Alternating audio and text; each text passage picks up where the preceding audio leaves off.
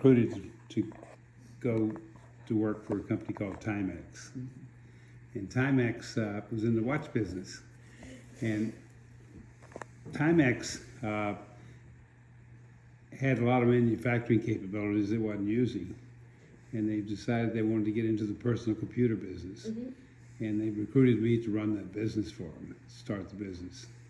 And I made the presentation on March 20th, 1983 at the Central Park in New York City. And people were there from, all the press was there, because it was a big deal. Personal computers were just coming on the market at that time. Apple had one. IBM had just introduced their personal computer. And our person, one I introduced, was the first computer, programmable computer that could be sold for less than $100. And the computer was hooked up to a television set, a black and white television set. And this is the computer here. This one in this box here happens to be serial number 0001. Oh my gosh. Wow. That's crazy. It's a very valuable computer. But this computer, we introduced it and we started shipping the product in July of that year. And in the ensuing 5-6 months, we sold over 500,000 of those at that time. And we sold them mainly to teach people literacy, how to use a computer, and some things that you learned in school already, but the first time that a lot of people had been able to have access to computers, basic computer language. And any rate, we wanted to develop software, and it turns out a cottage industry sprung up around this. Cottage industry being individuals deciding they wanted to become programmers, and they started writing programs. And we would take their programs, we'd look at them and evaluate them, and if they met our specs, we would take them from them, give them a royalty every time we sold one, and put the Timex label on it, and we would distribute it. We did everything.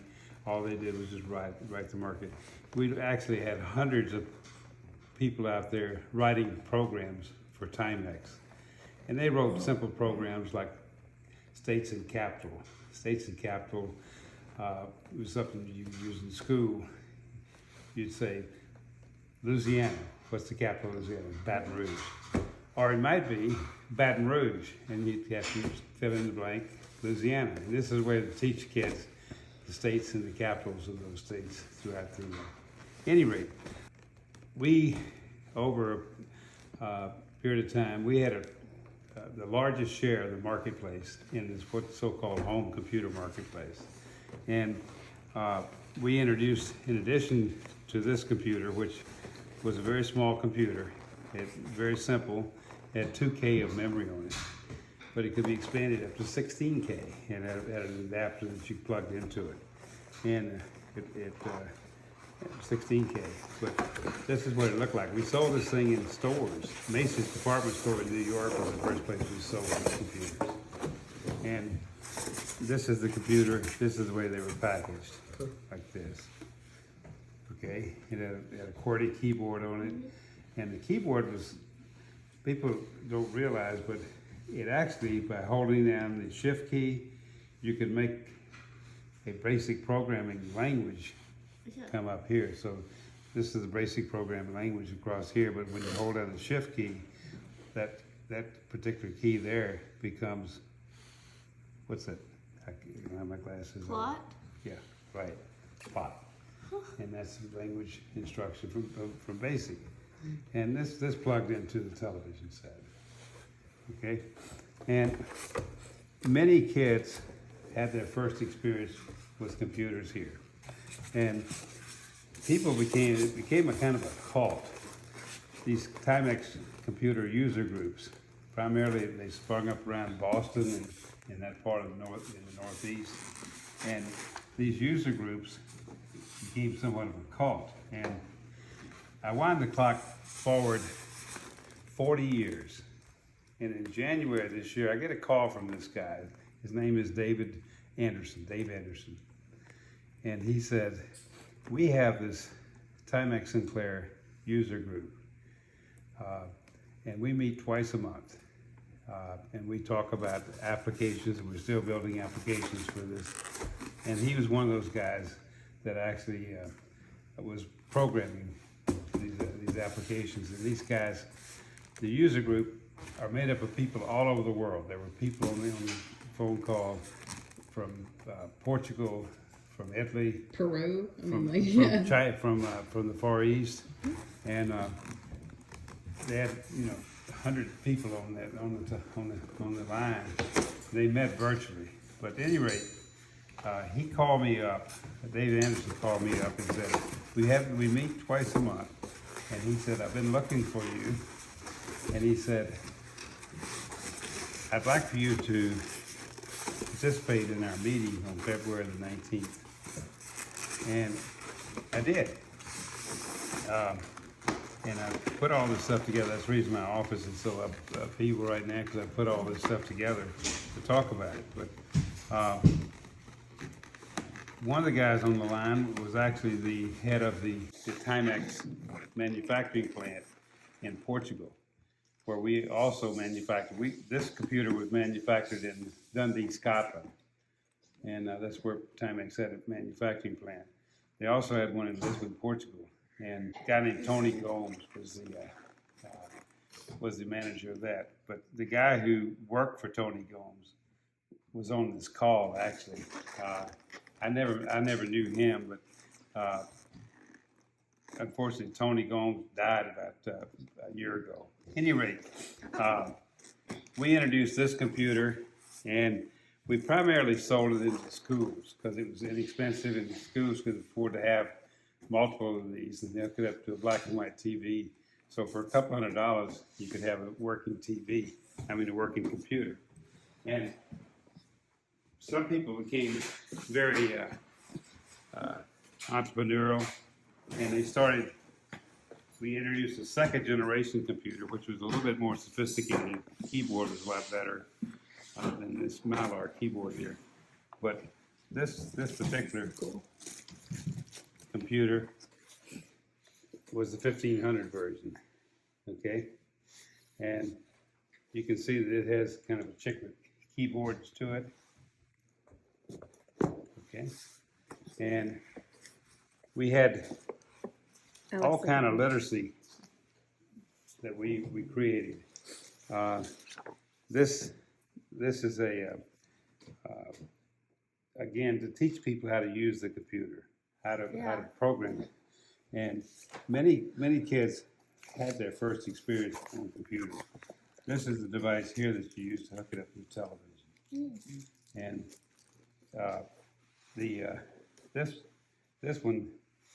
this is where you plugged in the 16K RAM that you could actually extend the size of this up to 16K. And this allows you to hook it up to. Was this one color or not yet? Not yet, Okay. not yet. But this was the second generation. But somebody was smart enough to put this together into a package. This became kind of like a portable computer. And then we realizing that computers were getting to be more and more sophisticated, we introduced a third generation. This all happened in a period of 2 years. And, what blew me away is these guys, 40 years ago, this is 40 years ago, they still are doing things with this little computer, which is incredible. And this is the next generation computer here. This one actually had 72K. We said 68. It's 2068 is what we call this one. But it actually had 72K, combination of ROM and RAM music. And the initial one, by the way, this initial computer was pretty much like the computer that you have, that little, what do you call it, the little... The Raspberry Pi. Raspberry Pi, yeah. Yeah, the Pi. It was kind of a make your own computer, build your own. But this one here, this has got a story behind it too. Don Coker, who worked for IBM at the time, he was in charge of long-range planning for IBM, and he could not get an IBM PC to do a spreadsheet. We had a spreadsheet application for this, and we had hundreds of applications that we built for this. Most of them were not games. Everybody had these kind of computers. We're selling them for games. They play, Pong was the first one. But this one, I sold one to Don Coker. And Don used the ViewCalc. We had an application called ViewCalc, which is the spreadsheet application that mimicked VisiCalc, which was the first spreadsheet that was a guy named Dan Faster invented. I knew Dan Faster. And that was a really driving application for PCs. The business application was a spreadsheet.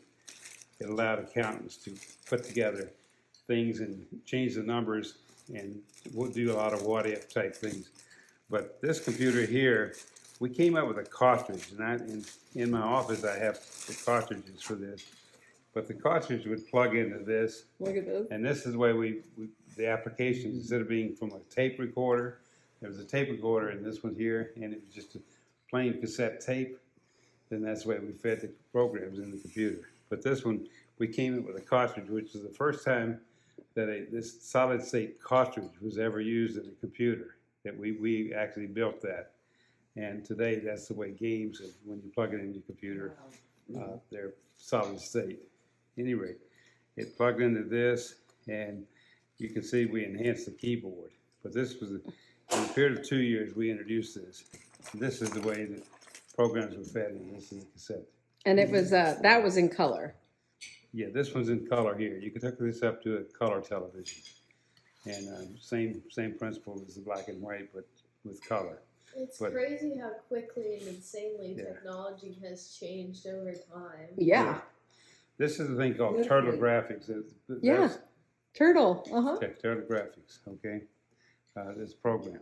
And So anyway, what would happen, Dad, so that they understand, you put the tape in the tape recorder thing that was connected to the computer, and you'd see these wavy lines across the screen when it was for loading. the first two. Yeah. This one here, we were able to engineer that out so it didn't have the wavy lines. This one was really more sophisticated. The problem was when we introduced these computers to the marketplace, our market was, we were competing against two companies, one called Texas Instrument, which is a company in Texas, and the other one was called Commodore. Commodore had a thing called the 64. And when they introduced both the TI 994A and the Commodore, they sold for $400 or $500 and more. And when we introduced our little $100 computer, they panicked. And they brought their price of their computer down so that they could be competitive with what we were selling, price competitive. Today, we would call that we were a disruptor in the marketplace. We disrupted the marketplace, and that happens a lot today. I mean, the internet was a disruptor. Google was a disruptor. All the things that make people change. This watch here was a disruptor in many ways. And we were a price disruptor, introducing a computer that it cost us $16 to build a computer. We could sell them for $100 at retail, but in retail we had to sell them at wholesale to the retailer. We sold them at $64, so we put $16. We sold them for $64, so we made $48 on it. And then the retailer could then sell it for $99, so they were able to make $35 on it. And so it was a good deal. We were making money on every one we sold. TI, on the other hand, they had a computer that the piece parts in it, just the components of it, cost more than $100 to just to buy the components. And that didn't include any labor costs, no cost for the retailers or anything like that. And so they started selling them for $100 because they felt they had to be competitive with us. And they felt that if they sold the computer, they could sell the software and make their money on the software. It's kind of the same strategy that Gillette razor blades have. They give you the handle, but they make their money on the razor blades. And that's kind of the strategy that they try to use. and it didn't work because people bought the computer and they didn't buy the software. And so Commodore went out of business, TI went out of business, Texas Instruments, and we ended up having to go out of business because of that. But it's amazing how these guys, and most of them are in their 60s now, that were on the line, 40 years later, are still kind of looking for ways that they can make this thing happen. I mean, I don't know of anything else. You know, I was amazed when they called me up and said, we got this Timex Sinclair user group. If you go on YouTube and look at Timex I Sinclair, watched it. they got all these things on there. That, you know, all of that ad is that I've mentioned to you, the powers within your reach. But when I got on, I told some stories that I hadn't told to a lot of people. When we started getting competition, we had to we had to drop our price too to be competitive. But we could make money, still make money, bringing our price down to $65. We could still make money on the product. And this one here was selling for $200 here, this particular product here, because it was a lot more sophisticated. But when we started selling, we had a big ad budget. We had national television advertising. And the tagline that we had, which is on this box here, the power is within your reach, meaning that you can now afford a computer in your home. We hired an ad agency, and the ad agency was, J. Walter Thompson was the ad agency. I interviewed several other ad agencies, and a guy named Bill Campbell, he became a good friend of mine. He was our agent. I said, I will hire J. Walter Thompson, but I have to have this guy handle my account. He and a guy named Peter Schweitzer. Remember Peter? Yeah. Peter he became the agent responsible for all of Ford Motor Company. But Bill Campbell was an incredible guy. He's a friend. He, 2 years before I met him at J. Walter Thompson, he was the head football coach at Columbia University. And he played football at Columbia University. He's a smart guy.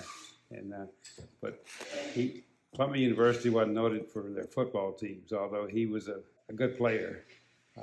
And he later brought him to become the coach there. He decided he needed to change his career from being a football coach to something he could get a white picket fence around his house. He changed his career paths and went to work for J. Walter Thompson. He was an incredible asset. He really was. He was the one that came up with the tagline, "The power is within your reach," and that was well known. We won. He and a guy named Bernie Morgelever, who was with Reuter and Finn, was a PR firm, put together a PR campaign together with an advertising campaign. Now, Timex brings the power of the computer within reach of more people than ever before. Introducing the Timex Sinclair 1000, the first of a new generation of computers designed to be easier to use and to own. For $99.95, power to learn at the speed of light, power to organize with unfailing accuracy. The Timex Sinclair 1000, power is within your reach. And we won a silver anvil award, which is the highest award that you can give for our public relations. And I've got a book in my office that's about this thick that has all the public relations that we got out of this thing. Free advertising with the New Wall Street Journal, the New York Times, even the Atlanta Journal-Constitution had a editorial on the thing. He said the most important thing that happened this week wasn't this and this and this, whatever the big events were. It was the introduction of a $100 computer. And that was on their editorial page. That's so cool. But Bill Campbell, after about a year, I wanted to hire him to be my VP of marketing because I was really impressed with the way he operated. And I went to Fred Olson, who was the owner of Timex, and said, I'd like to hire this guy, bring him on board as my VP of marketing. Fred looked at his resume and said he was a football coach 2 years ago. I don't think he's the right guy. Wow. And I said, well, okay, you own the company. He did. And so we didn't hire Bill Campbell, which was a big mistake. There's a guy named Steve Jobs that you probably heard of that was with Apple Computer. He had just been taken out of his office as founding CEO of the company, and they brought in a guy from Pepsi Cola to run the company. He was brought in to run Apple, and he had heard about Bill Campbell. He hired Bill Campbell to be his VP of marketing. Wow.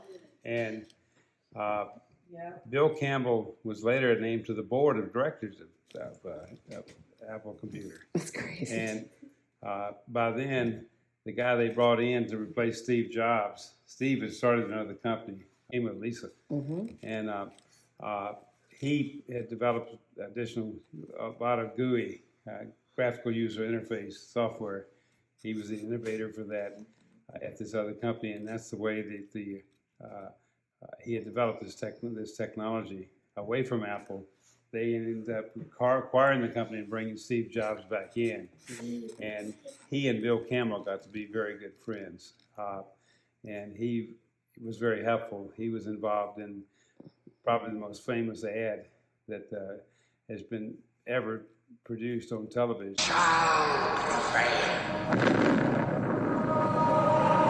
On January 24th, Apple Computer will introduce Macintosh. And you'll see why 1984 won't be like 1984. The book was 1984, and it talked about the guy that came in and blew up the world, if you would, and that was the essence of the ad.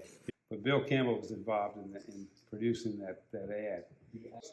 The most important thing was Bill Campbell got to be known in Silicon Valley by lots of people beyond just Apple. Being a board member, he was called on to help some young entrepreneur. And one of the young entrepreneurs he helped was a guy named Eric Smits. Eric Smits was founding a company that was made to compete with Netscape. And the name of his company was called Google. And Alex is like, Google, of course, you know the history of Google and what the impact it had on the computer industry. But Eric Smits called Bill Campbell in because he was a coach. I mean, that's the way he was a coach, and that's the way he handled things. I mean, when he wanted, that's the way he dealt with people. He was a coach, and he was very helpful, and so helpful that recently there's a book called The $1 Trillion Coach that Eric Smits wrote about Bill Campbell and the impact that he had on Google. Another company that Bill Campbell was asked to go into and advise the board on was there's a guy named Jeff Bezos. The board wanted to fire Jeff Bezos. They didn't think he was the right guy, and they brought a guy in to replace him. And so they said, Bill, I'd like you to come up here and spend some time, give us your opinion. And he went to Seattle and spent a week up there with him. And he came back to the board and said, I got some bad news for you. You got the right guy, Jeff Bezos. He saved his job. And the rest of that is history. But, I mean, this is the impact. And you say, what if we could have brought him in? yeah, like they let you hire him in Connecticut. That was mistake number one that we made. Mistake number two, another issue. When we were people were dropping their price on computers. We were looking for ways that we could reduce the cost of our computers, and nobody was doing this at this time. But we just opened up a channel into. Nixon had been president before this, and he had opened up communication and input into China. And you could get things done in China for 50 cents a day. So labor cost was very, very, very, very small. And so we had an office in Hong Kong, and the manager of that office, I contacted him and asked him to put together a visit for me to make to visit and China to see if we could get them to build a computer and potentially sell some of our computer products to the tens of millions of people that they have in there, because they had no computers at that time. The meeting was arranged, and I gave Queenie information that I would be going to China. It was 83. Fred Olson was big on this. He would allow Queenie to go with me on trips. He was, he knew we were spending a lot of time away from home and busy 24/7 running this new business, and he would allow you to do that. And I asked Queenie if she wanted to go. Well, within 30 minutes, she had arranged, and you were a baby. No, Noelle was a baby. No, I was a baby. I'm sorry. You were 6 years old. I was sassy. Yeah. Yeah. But she arranged and had somebody to take care of her, and had her visa. Got a visa, and went with me on that trip to China. We went to Hong Kong. We met up with the entourage there. There's a big entourage, and they'd made all the arrangements for me to go into what was called. Initially, it was called Canton, and there's a river called the Canton River that goes through there. And It was Quancho. yeah, it's now called Guangzhou. We took a hydrofoil from Hong Kong over to Guangzhou to meet with the people from Beijing. They had flown the guy in. He was the equivalent of the chief technology officer for the whole of China that we met with. His name was Song, S-O-N-G. We went into Guangzhou, and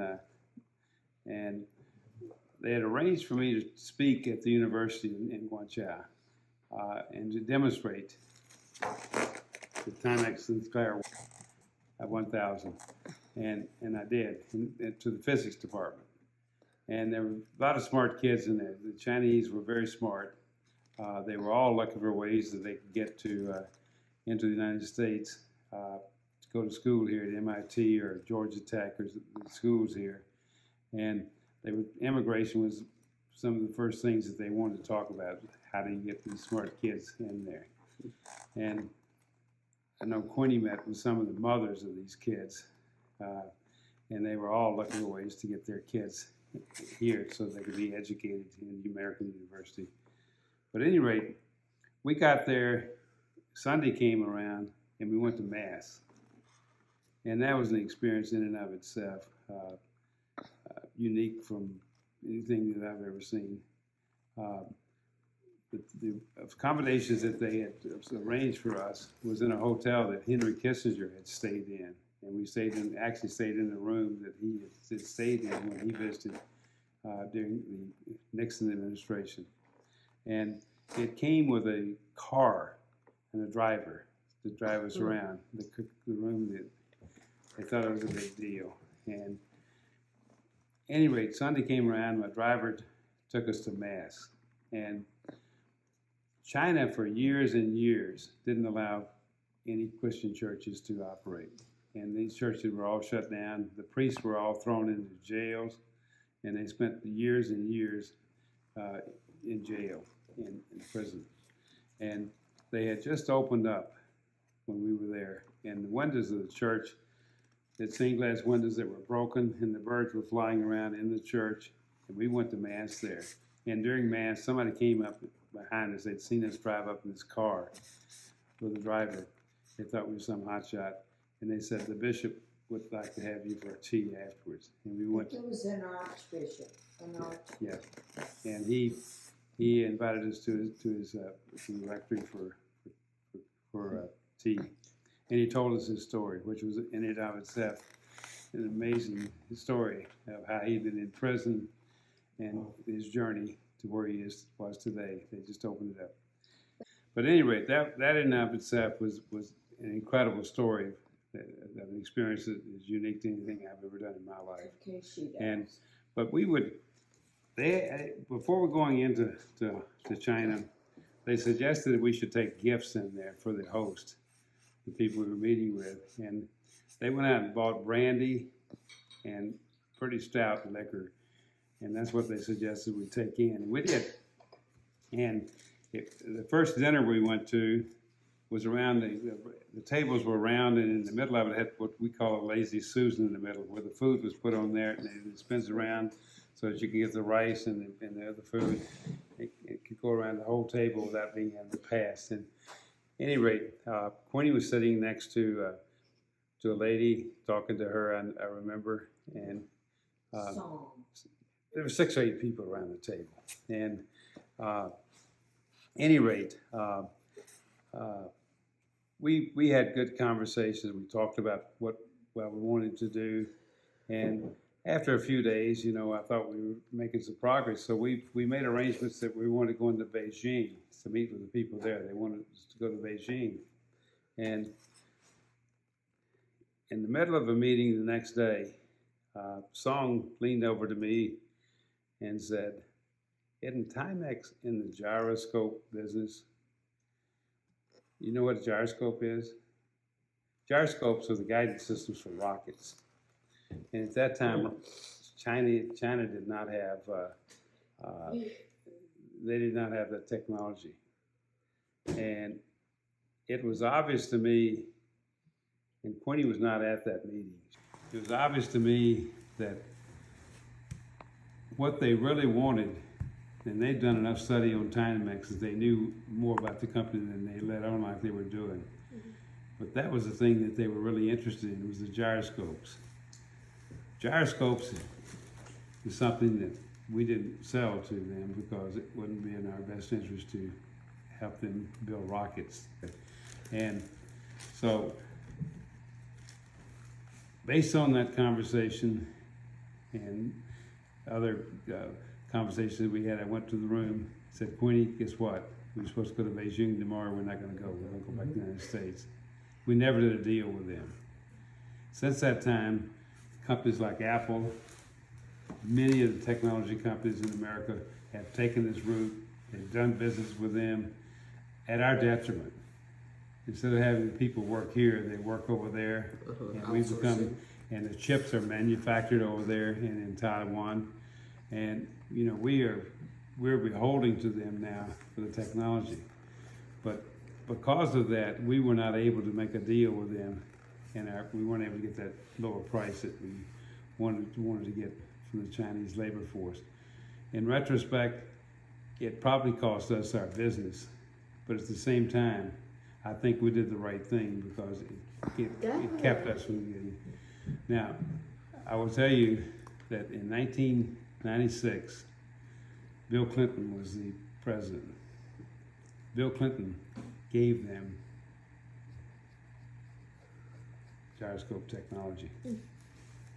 And that's when they got their gyroscope rocket technology, and the rest is history.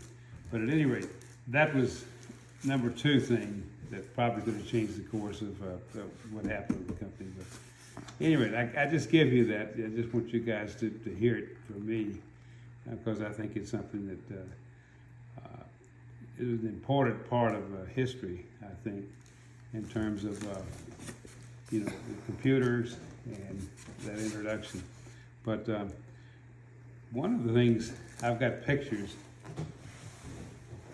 We were approached by the Smithsonian in Washington, D.C. The first computer that was built was called the ENIAC.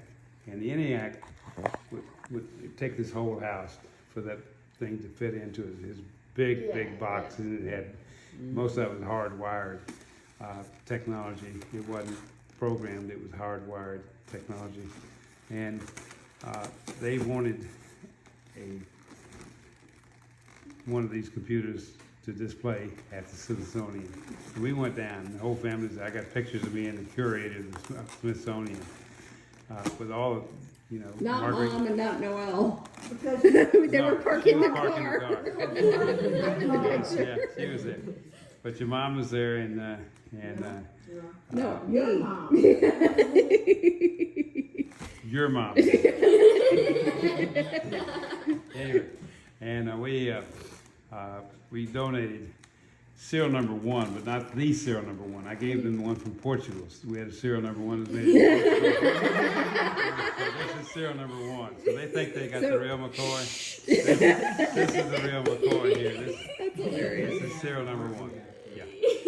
there's an asterisk next to that one that you may have omitted. Yeah, I didn't say, I knew the code. That's awesome. So this will go in the done But it, That's really cool. yeah, but that's the Timex store. See the serial number right there. Dad, do you have a TV that can actually accommodate these computers? I used to, but I don't I don't think it works anymore. So, Dad, are these the only computers that you have that? Like, are there? Do you have additional copies of? I mean, do we have a second one of those, the silver ones? I mean, we played on one a lot. Is that one? Yeah, I think I think I do. I got a couple of these. Uh-huh. And this is the only one of these I have. I So do cool. have. I mean, it is number Yeah, one. It's yeah. the only. But this computer, the Sinclair in it, there was an inventor in Great Britain. His name was Clive Sinclair. Clive Sinclair was kind of, well, he was a very smart guy. He never went to college, but he was the president of the Mensa organization, and he actually taught at Cambridge University in England. And that's where we did most of our meetings with him were held at his offices there at Cambridge University. But he was an inventor. He did a lot of things. In his life, invention. He always tried to do things that were useful and inexpensive. That's what he was noted for. But anyway, that's who developed this. He developed one for called the ZX. Z is because they ZX81 was the predecessor to the Timex 1000. But it only had 1K of memory. And you had like a printer and all the stuff for this too. Yeah, I have right? printers and It's so and a lot of cool. stuff that goes with it too that we did. I negotiated.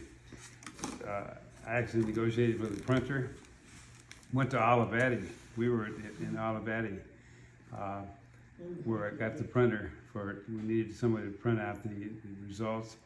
And Olivetti was a company in the typewriter business. They also started making printers for computers. And we met with a guy named Massimo Ziliani. Massimo Ziliani is his name. He and his wife invited us out to dinner. His wife, they spoke very little English, but they wanted to take us up to the mountains. Near Turin. Near Turin, We were yeah, supposed near to Turin. go to Turin, And where the they took us trials to this restaurant. And, you know, this is my first time to ever go to Italy. And they said, "You're in luck." This is what they said. And they said, "The hogs had a good day today." I didn't know what that meant. I didn't know what that meant. And I thought maybe they didn't kill as many hogs or something, but they said they had a good day today. At any rate, what it meant was that they found a lot of truffles. And they brought out the black iron skillets, So cool. the black iron skillets to our table. And they did risotto. I'd never had risotto before, and they just loaded it up with fresh grated. That's crazy. Ivrea. Ivrea was the name. Ivrea. Ivrea was the name of the town. Yeah. And- Black yeah. truffles. I mean, that's like gold on food. Are you kidding me? It was Anyway, gold. it was gold. I mean, here's this. I mean, Winfield came out in me a little bit there, but because I'd never had risotto, and I certainly had never had truffles. And you were a little bit skeptical about a pig finding it? Yeah, but anyway, well, I didn't. That's the rest of the story. It was so amazing. I'll never forget that. And everywhere I go now, they have risotto on the menu. I order that, and I haven't had any as good as that since then. But anyway, that's my time, that story. I thought you guys would like to hear I it. mean, it's really amazing how we're like, oh, our grandfather was rubbing elbows with those. I sat on panels with Steve Jobs and Bill Gates. Yeah. They Like were, it's just like a really crazy and cool thing. and the guy that really promoted us in investment banker was a guy named Ben Rosen. He was with Morgan Stanley investment banking group, and he was head of their technology. And he had a conference. I attended several of those. Would have Bill Gates on one side and Steve Jobs on the other. And you were in the middle. and I was in the middle. Phil was a smart guy, but he was not an innovator. He could take somebody else's technology and figure out how to use it. Steve Jobs, on the other hand, was an innovator, and he was also an artist. Everything he had to be pretty. I've heard beautiful. like stuff about Steve Jobs and how he's like, I refuse to let my kids use this type of technology because I know When- what it does. Yeah. But one of the things that Steve Jobs brought was the fonts, all the multiple different fonts was one of the things that he brought in to the stylistic part of what Apple was about. So But It's pretty cool. He was an interesting guy, but he wasn't a people guy.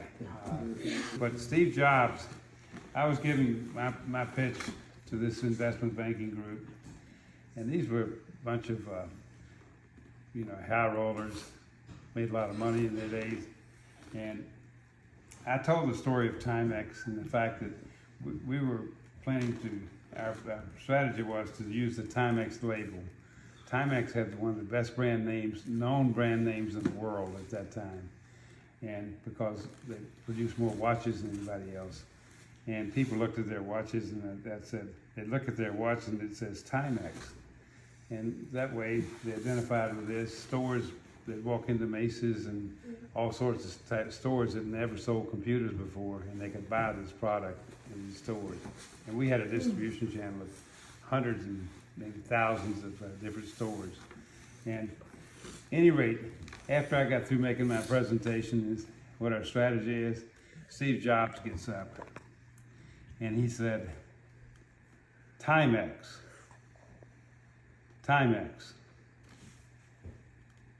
How many of you out there have a Timex watch on? Nobody raised their hand. They all had Rolexes. He said, case closed.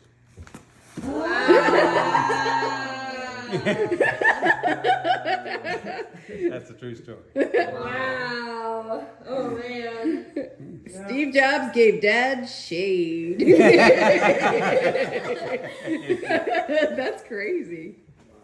He did. Dad, thank you for telling us this oral history of So you two have had the amazing first-hand thing, because Papa D has gotten active with this Timex group, and that's It's really, great. honestly, that That's is awesome. so Isn't that cool. great? I think that is so Yeah, cool. maybe but I me think- and Alex should restart Timex. He's got the computer, I've got the creative. Yay! Come on.